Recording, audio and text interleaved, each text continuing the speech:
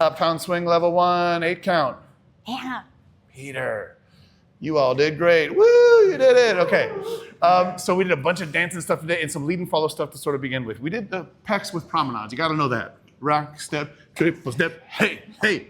And a rock, step, not this. Too sad. We want a rock, step, triple step right in your face. That's fun. Then we messed around with it. We did a rock and a 5, 6, 5, 6, 5, 6, 5, 6, 5, 6, 7, 8. You just mess around with it. Leaders, within reason, that's too much. But you're just playing around with that so you can find each other with those connections there.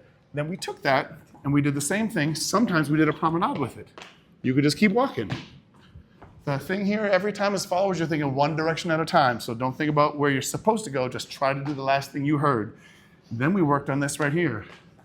5, 6, 5, 6, 7, 8. And it just got us used to getting this nice feeling of stretching, this big connection. 5, 6, and turning around and finishing a swing out. Then we worked on a swing out from, this is the way, from closed position.